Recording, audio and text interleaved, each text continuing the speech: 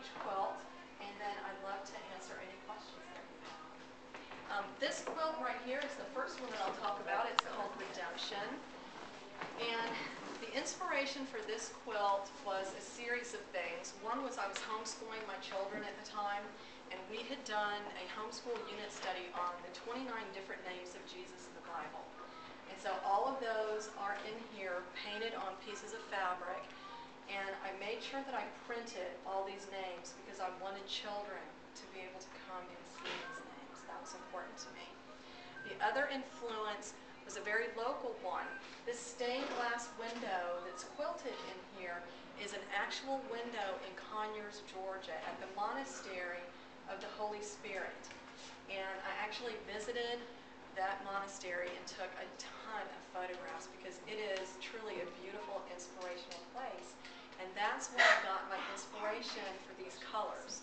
The colors in that stained glass window were blue and orange. And they were absolutely stunning when you saw light coming through that window. But rather than making each individual pane of that stained glass a different color, what I wanted to do was to have a huge contrast between the cross and that stained glass window. And so I made the cross a very bright orange because that would jump out at you first, and I made the window a cool blue because that would recede. I wanted the most important thing to have the highest amount of contrast there. And then in the blocks that surround this, I really didn't have too much of any kind of color philosophy, except I wanted those to blend a little bit more. I didn't want them as much as high contrast, but I did that with the paint because I really wanted people to be able to read the names that were on that quilt.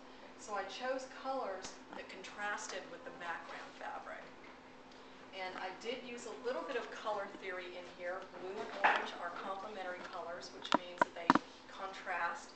They're the most highly contrasting colors that you can get on the color wheel. And I did the same thing in painting on the fabric. Again, violet is contrasting to yellow on the color wheel. They're complete opposites. But then most of the fabrics in here are neighbors on the color wheel. In these little pinwheel blocks, I actually just use the same colors, just different values, kind of lights and mediums in here. So let's travel over